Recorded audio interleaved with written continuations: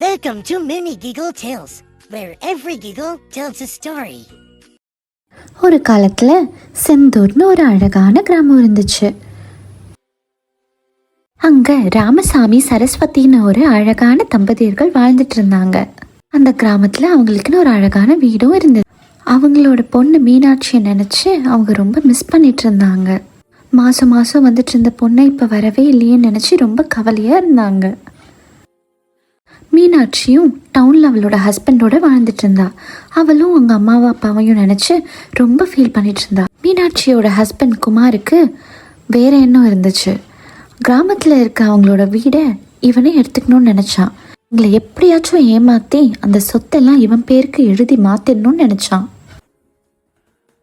ஒரு நாள் சரஸ்வதிக்கு உடம்பு ரொம்ப முடியாமல் போயிடுச்சு.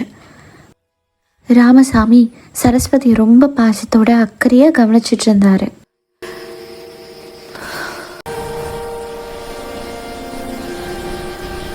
மீனாட்சியும் குமாரும் இதை கேள்விப்பட்டு சரஸ்வதியை பார்க்க வந்தாங்க. அம்மா, உங்களுக்கு இப்போ உடம்பு எப்படி இருக்கு? எனக்கு ரொம்ப கவலையாயிடுச்சு. கவலைப்படாதம்மா, வயசானா இதெல்லாம் வர்றது தானே. எங்களை நினைச்சு நீங்க கவலைப்படாதீங்க. இங்க வந்ததே சந்தோஷம். மீனாட்சி வந்த சந்தோஷத்துல ராமசாமியும் சரஸ்வதியும் இருந்தான். ஆனா குமார் மட்டும் அந்த சொத்து மேல ரொம்ப கண்ணா இருந்தான். மீனாட்சி கிட்ட மனசை மாத்தணும்ன்ற முடிவுல இருந்தான். மீனாட்சி, இந்த வீடை நம்ம பேர்ல மாத்தி வைக்க சொல்லு உங்க அப்பா அம்மாவை. இன்னும் எவ்வளோ நாள் அவங்க உயிரோட இருக்க போறாங்க. இப்பவே மாத்தி வச்சா நல்லது. நான் அதுக்கான ஏற்பாடு பண்றேன். நீங்க என்ன சொல்றீங்க? இதெல்லாம் தப்பு. அப்படிலாம் சொத்து மேல ஆசைப்படக்கூடாது. அவங்கள நம்ம தானே பார்த்துக்க போகிறோம். அப்போ சொத்து நம்பிக்கிட்ட தானே இருக்கணும். இல்லைனா சொந்தக்காரங்க சொத்துக்கு ஆசைப்பட்டு வந்து நிற்பாங்க. நான் நம்ம நல்லதுக்கு தான் சொல்கிறேன். ஒரு நாள் குமார் அவங்களுக்கு ஹெல்த் இன்சூரன்ஸ் போடுறதுக்கு டாக்குமெண்ட்ஸ் எடுத்துகிட்டு வந்து சைன் போட சொன்னான். ஆனால் அது வீட்டை எழுதி மாத்திர பத்திரம். அது அவங்களுக்கு தெரியல. மாமா, இங்கே சைன் பண்ணுங்க. இதெல்லாம் எதுக்குப்பா? எல்லாம் உங்கள் நல்லதுக்காக தான் மாமா. ஹெல்த் இன்சூரன்ஸ் வச்சுக்கிறது நல்லது தான். இந்தாங்க. அவங்களும் இவங்களோட பேச்சை கேட்டு சைன் போட்டாங்க. எந்த டாக்குமெண்ட்ஸும் படிச்சும் பார்க்கல. குமார் மனசுல சந்தோஷப்பட்டான். இப்போ இந்த வீடு அவனோடதுன்னு.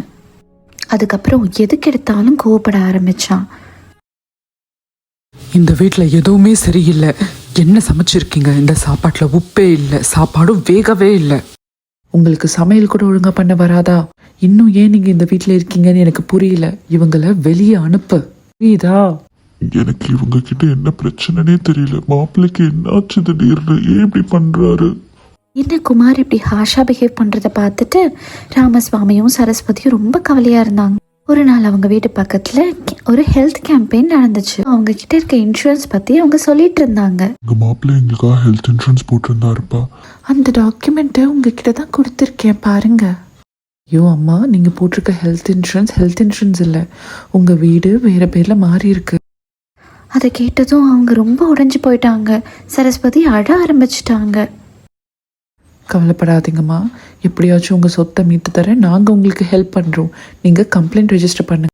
அது ஆஃபீஸர்ஸ் ரொம்ப ஹெல்ப் பண்ணாங்க. அவங்கள கம்ப்ளைண்டும் ஃபைல் பண்ணவும் வச்சாங்க. என்னது இது? லீகல் நோட்டீஸா? எனக்கு எதுக்கு? என்னவா இருக்கும்?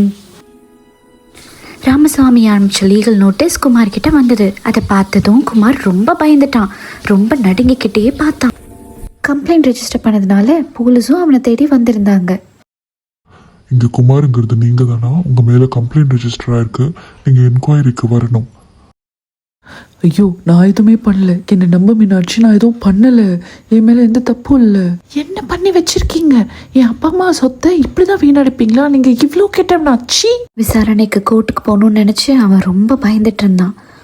கோர்ட்ல தீர்ப்பும் ராமசுவாமி சரஸ்வதிக்கு சாதகமா வந்துச்சு. சாட்சி எதுவும் இல்லாததுனால அவங்களே ஜெயிச்சாங்க. மாறும் அவன் தப்ப உணர்ந்து மன்னிப்பு கேட்டான். ஆமா, என்னை மன்னிச்சிடுங்க. நான் ரொம்ப பெரிய தப்பு பண்ணிட்டேன். ரொம்ப பேராசை பிடிச்சி பிஹேவ் பண்ணிட்டேன். என்னை மன்னிச்சிடுங்க மாமா. சாமியும் பெருந்தன்மையா மன்னிச்சிட்டாரு. அதெல்லாம் ஒன்றும் இல்லை மாப்பிள்ளை, நீங்க தானே. நீங்க மனசு மாறினதே போதும். அதுக்கப்புறம் எல்லாருமே சேர்ந்து ரொம்ப சந்தோஷமா வாழ்ந்தாங்க. பேராசைங்கிறது எப்பயுமே நம்மளுக்கு வரக்கூடாது. அது நம்மளை எப்பயுமே சிக்கல்ல தான் போய் முடியும்.